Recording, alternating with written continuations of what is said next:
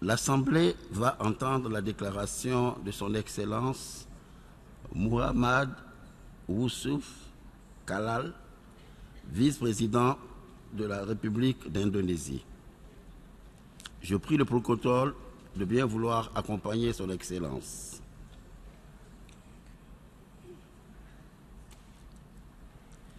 J'ai le grand plaisir de souhaiter la bienvenue au vice-président de la République d'Indonésie.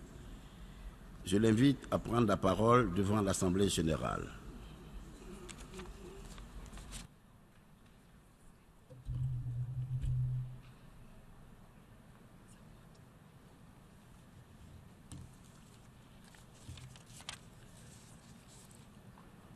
Mr. President, delegate, ladies and gentlemen, I wish to congratulate you on your assumption to the presidency of this 71 sessions of United Nations General Assembly. Rest assured of Indonesian commitment to contribute to your successful tenure in this august body. The theme of this session, Sustainable Development Goals, a universal push to transform our world, is appropriated as move forward with our common commitment to maintain and elevate the momentum that we reached last year.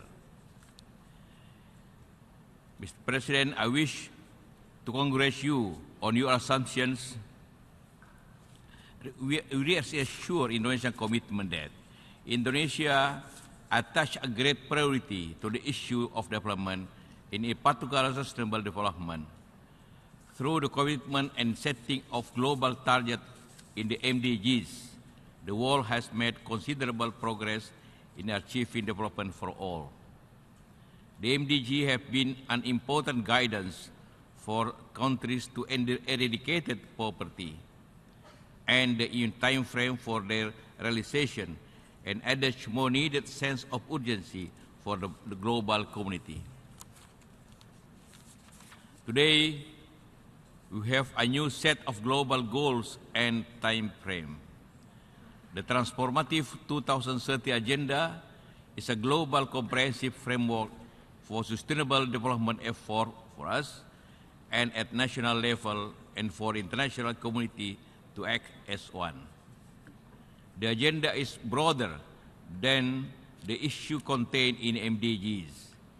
It reflects challenges faced by countries at national level, at the same time commit the international community to addressing global challenges. Indonesia is fully committed to implement the 2030 Agenda. We have taken concrete measures such as mainstreaming the SDGs International Development Plan, finalizing legal and institutional framework for national implementation, engaging all stakeholders, including local government, academic, civil society, as well as philanthropic organizations, and developing national and subnational action plan guidelines, the SDGs database, and monitoring, evaluation, and reporting mechanism. However, implementation of MDGs have taught us important lessons. National commitment need to be complemented with a strong and robust international cooperation.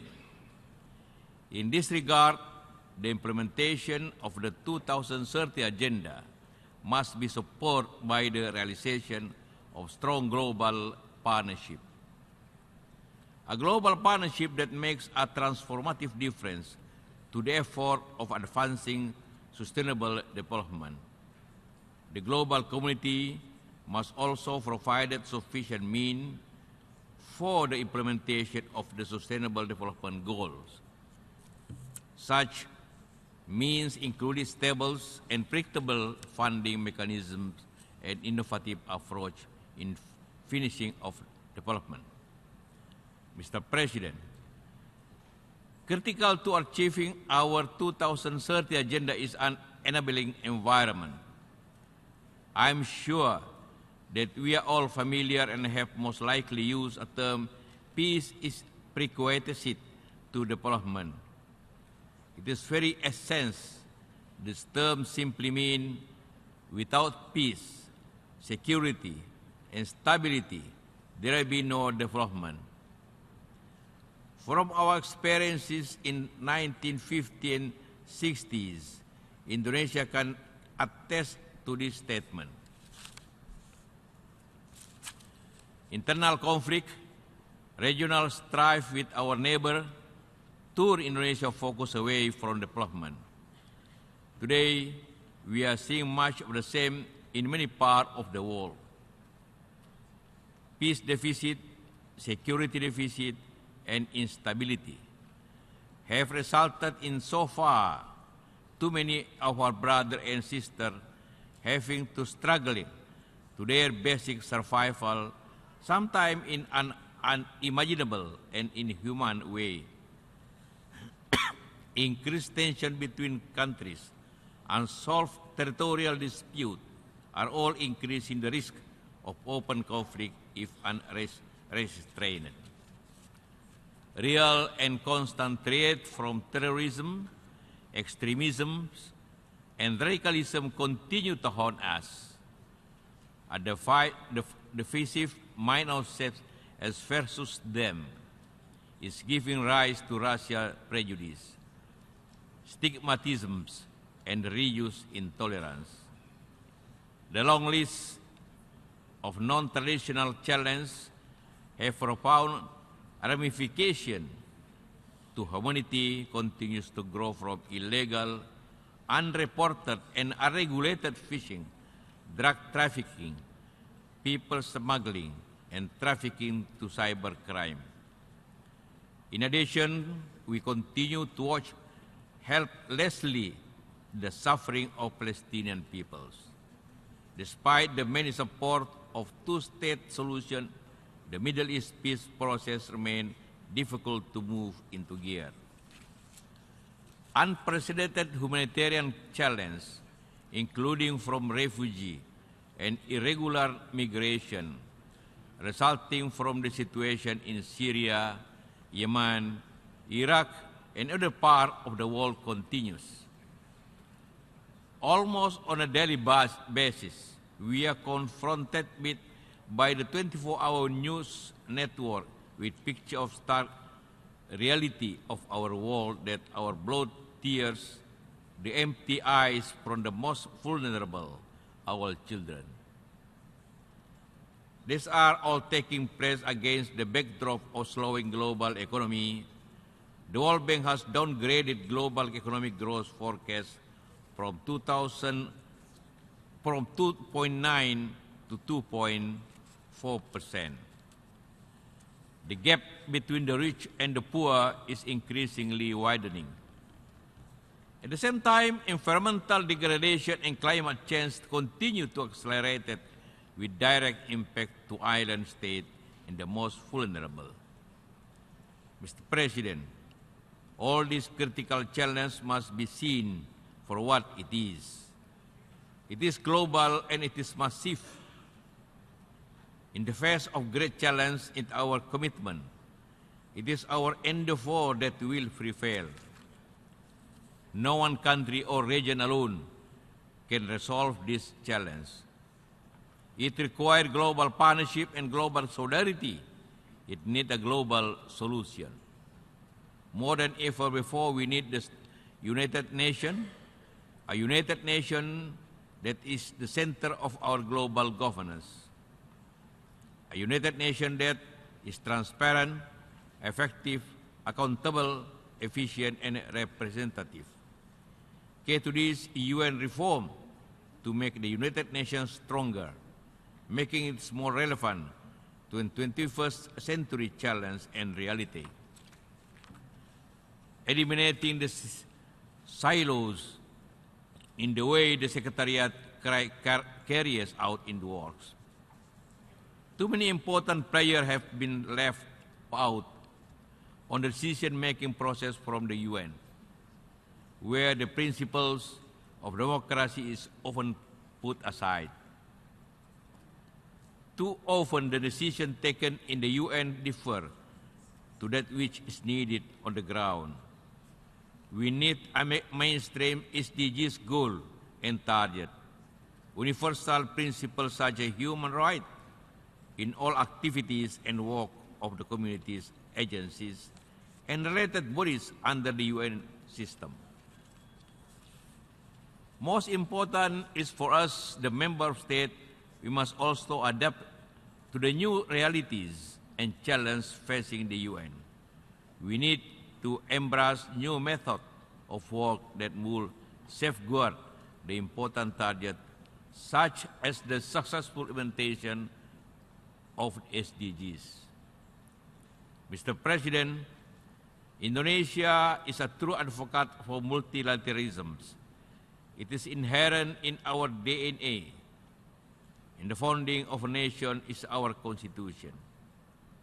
We are a nation with the fourth largest population, the largest Muslim population, the third largest democracy.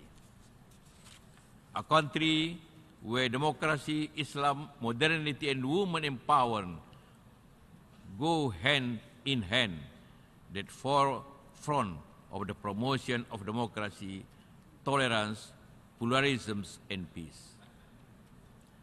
A nation of 1,000 islands, big and small, fully understanding the impact of climate change. And most important, a nation that respects and fully adheres to the principle of the UN Charter in our foreign relations. These traits have allowed Indonesia to play a contribute role in various UN collective commitments. In the area of peace and security, Indonesia remains steadfastly committed to increasing the contribution to UN peacekeeping to the 4,000 personnel by 2019. Our roadmap for Vision 400 peacekeeper motivated us to work relentlessly in our role to strengthening UN peacekeeping operation, while mindful that contribution to peacekeeping operation are not merely about number. Indonesia cooperation and effort on the countering terrorism has been enhanced both regional and globally. We continue to show our leadership in combating climate change through mitigation, adaptation, effort, as well as the issue of ocean and maritime affairs. We have signed the Paris Agreement and scheduled to conclude the ratification process in due course. Indonesia is also committed to the global effort on the promotion and the protection of human rights. At the regional level, we continue to maintain regional stability and prosperity through our active participation in regional cooperation such as the ASEAN, as well as knowledge sharing through South-South and triangular operation. Mr. President, against the backdrop, allow me on this august opportunity to announce Indonesian candidate to the non-permanent membership of the UN Security Council for period 2019-2020. Indonesia's modalities, commitment, and contribution to the United Nations make Indonesia a true partner for the world peace. Mr. President, Indonesia recognizes that our journey 2030 might not always sail through blue skies. The realities of our world today cannot wait for a perfect condition. It expects us to solidify our commitment to ramp up concrete effort to ensure enabling environment necessary for widespread process for a better tomorrow. Lasting peace is not merely a goal, it is determining the factor for meaningful development. Indonesia remains steadfast and will always in the front line for the global partnership in promotion of global peace and prosperity for all in our effort to continuously work together to create a stronger, more representative as well as democratic United Nations. I thank you.